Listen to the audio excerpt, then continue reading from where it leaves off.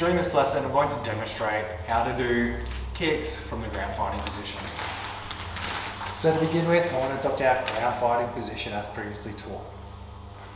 Now, if Angus is coming a little bit forward, so he's in kicking range, there's a few kicks I can do. The first kick is a general front kick. The most important thing is the knee that's up and the knee that's a pivot point. I need to make sure I use that to lift my hips off the ground when I kick. This is so I can achieve a lot of power. So in terms of targeting, if I'm doing a front kick, general groin, body or head is a target. In general self-defense, groin is always the better option.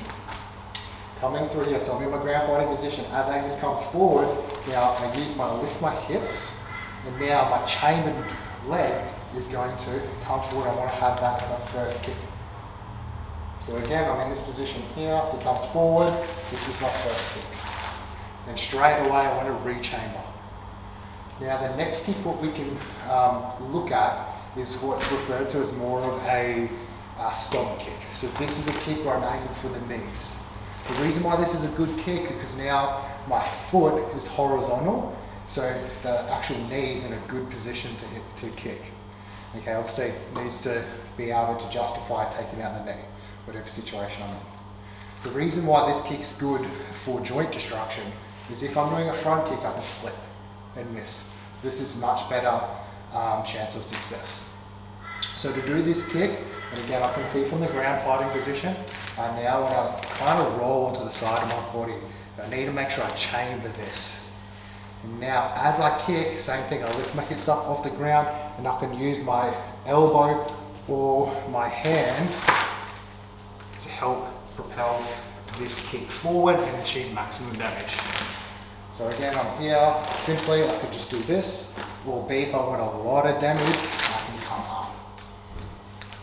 Okay, as you can see, if I come up, I have all this extra range of motion.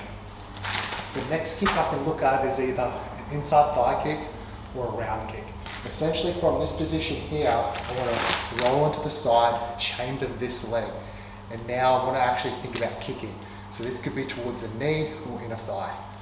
Self-defense, generally the knee's better. So as I do that in a bit of slow time, I can now make sure my knee is bent, and then I extend. Now I'll come back. If I'm doing the outside, same thing. Go to the side, chamber this leg, and now I use my support leg on the ground to kick. Come back this way.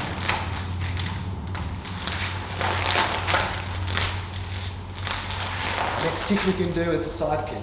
So to do this one is again, I want to roll to the side. I want to chamber this leg forward.